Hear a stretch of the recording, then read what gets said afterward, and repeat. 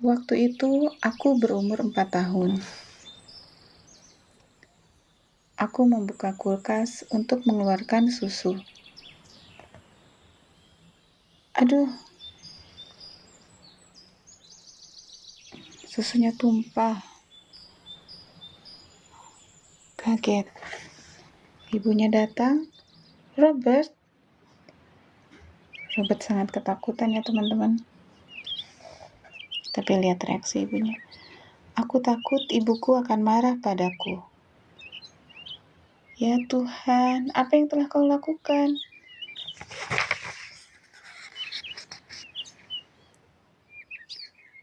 Ibu belum pernah melihat lautan susu seluas ini. Tanpa diduga, suara ibuku terdengar tenang dan lembut seperti biasanya. Sekarang, karena sudah tumpah, kau boleh bermain-main dengan susu ini. Setelah itu, kita bersihkan lantainya. Robert senang. Karena ibu mengatakan begitu, aku lalu menggambar peta dunia dan orang-orang salju di atas susu, dan terus bermain dengannya.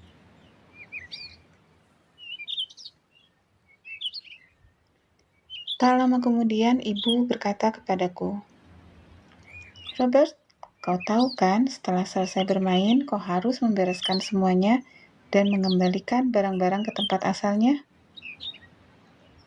Tapi, bagaimana cara kita membersihkan ini?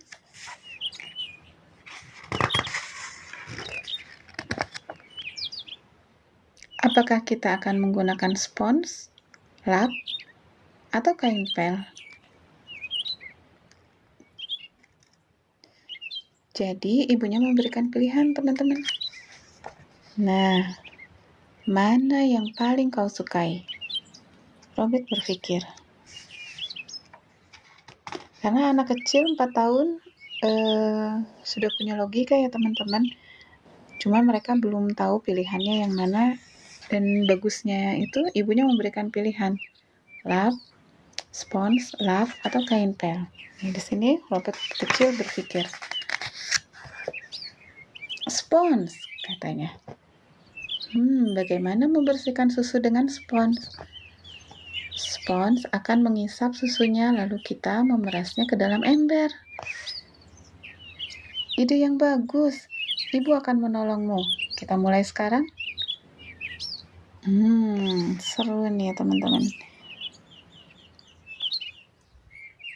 Tepat seperti yang kau bilang, caranya mudah. Puji ibunya.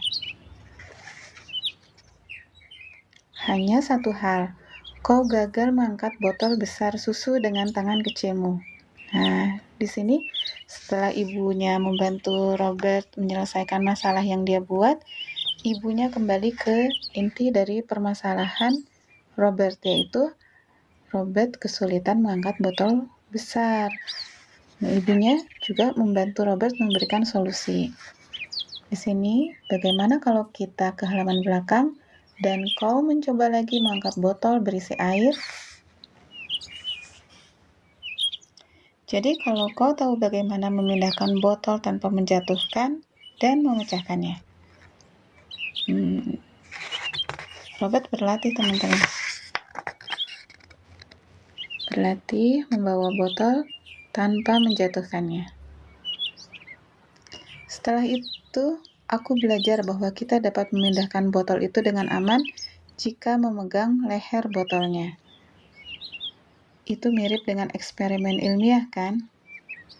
Pengalaman tadi mengajariku bahwa aku tidak perlu takut menghadapi kegagalan. Ya, subhanallah ya teman-teman. Kisah ini saya perlihatkan ke ponakan saya yang 12 tahun, itu suka banget. Karena jujur saya pun sebagai orang tua, kadang kalau anak melakukan kesalahan suka langsung ngejudge gitu ya. Bukannya membantu anak mencari solusi untuk memecahkan masalahnya, baik itu masalah baru yang dia buat dari kesalahannya maupun masalah penyebab dia melakukan kesalahan itu. Jadi di sini ada dua hal, ibunya membiarkan dia karena sudah terjadi kan tadi susunya, membiarkan dia memanfaatkan susu tumpah itu menjadi sesuatu yang lebih menyenangkan. Kemudian konsekuensinya dia tetap harus membersihkan susunya, tapi itu pun dijadikan pembelajaran oleh ibunya. Bagaimana nih logika anaknya dilatih untuk membersihkan susu dari lantai, kemudian melakukannya bersama-sama, ibunya membantu tanpa marah-marah. Kemudian kembali ke masalah awal, yaitu ternyata Robert kesulitan mengangkat botol. Nah, dia jadi belajar mencari tahu memegang botol yang benar itu adalah leher botolnya. Nah, di sini ada hikmahnya. Hanya ada dua warisan abadi yang bisa diberikan orang tua kepada anak-anaknya. Yang satu adalah akar, dan yang lainnya adalah sayap. Kasih ibu adalah bahan bakar yang memungkinkan manusia biasa melakukan hal yang luar biasa.